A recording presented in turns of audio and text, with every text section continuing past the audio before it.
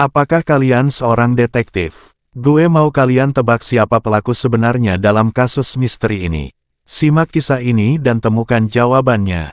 Pada pagi hari setelah Natal, tanggal 26 Desember tahun 1996, Patsy Ramsey menemukan surat pemerasan di tangga rumahnya, dan di dalam surat tersebut tertuliskan bahwa pelaku meminta uang tebusan sebesar $118.000, kalau misal dirupiahkan setara dengan 275 juta pada saat itu, untuk putrinya yang hilang, John Bennett. Dengan rasa panik, Patsy segera menghubungi pihak kepolisian, tetapi pencarian yang dilakukan sepanjang hari tidak menemukan jejak John Bennett. Namun, plot twist mengejutkan terjadi saat John Ramsey, ayah John Bennett, menemukan jasad putrinya sendiri di ruang bawah tanah rumah mereka beberapa jam setelah polisi tiba.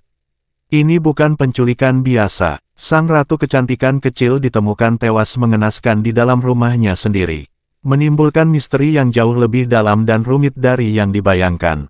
Sebelum kalian jadi detektif di kasus ini, perkenalkan, nama saya Harry. Jangan lupa subscribe karena saya akan bagikan video berdasarkan kisah nyata. Dan juga nyalain notifikasinya agar tidak ketinggalan video-video tentang kasus misterius lainnya. Kalau udah, mari kita mulai kisah nyata yang mengerikan untuk episode kali ini.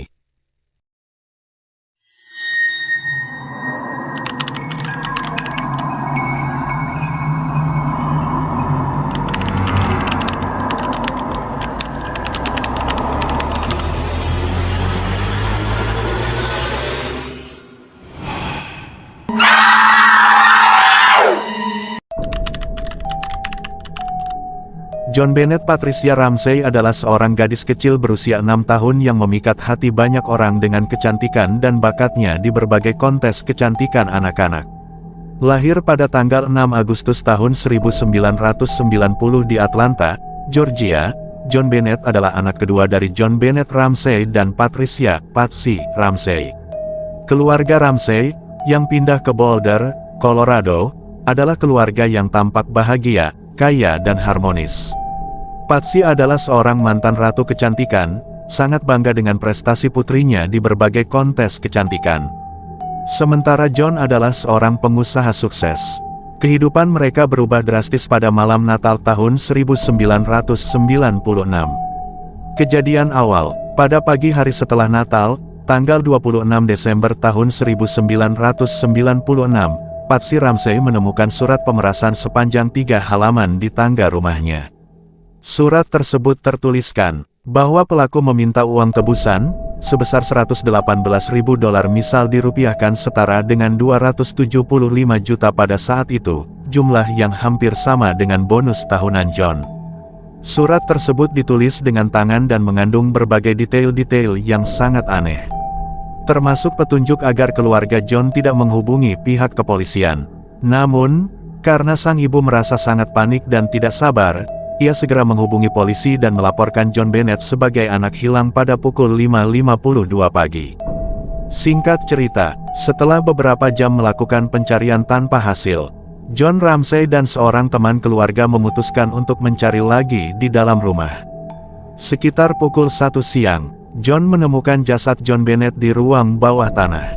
John Bennett ditemukan dalam keadaan terbungkus selimut putih dengan pergelangan tangan terikat, mulut disumpal dengan lakban, dan tali nilon di lehernya. Hasil autopsi mengungkapkan bahwa penyebab kematiannya adalah asfiksia akibat pencekikan dan trauma benda tumpul di kepala. Investigasi awal, proses penyelidikan awal penuh dengan kesalahan yang berdampak besar. Tempat kejadian perkara TKP tidak diamankan dengan baik, banyak orang keluar masuk rumah, mencemari bukti yang ada. Polisi Boulder, yang tidak berpengalaman menangani kasus pembunuhan sebesar ini, gagal mengelola situasi dengan baik. Kecurigaan awal jatuh kepada anggota keluarga, terutama John dan Patsy Ramsey. Polisi dan media menganggap surat pemerasan tersebut sebagai bukti bahwa pelakunya adalah orang dalam. Teori-teori dan spekulasi. Kasus ini memunculkan berbagai teori tentang siapa pelaku pembunuhan. Beberapa teori menyebutkan bahwa pelakunya adalah anggota keluarga, berdasarkan pada bukti seperti surat pemerasan dan kurangnya tanda-tanda perampokan. Teori ini diperkuat oleh fakta bahwa tidak ada jejak orang luar yang jelas di rumah tersebut. Namun, Ada juga teori yang menyebutkan bahwa pelaku adalah orang luar yang masuk ke rumah tersebut tanpa meninggalkan jejak yang mencolok.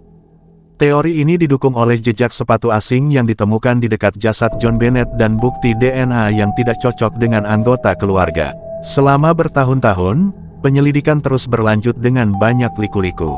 Pada tahun 1999, Dewan Juri merekomendasikan agar John dan Patsy Ramsey dituntut atas tuduhan menghalangi proses peradilan dan membahayakan anak mereka.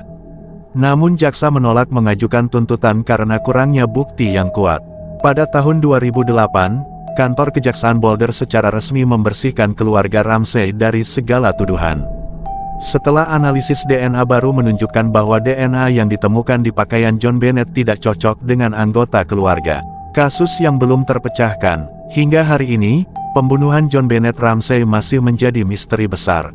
Tidak ada pelaku yang berhasil diidentifikasi atau dihukum. Keluarga Ramsey, meskipun dicurigai pada awalnya, akhirnya dibersihkan dari tuduhan oleh penyidik.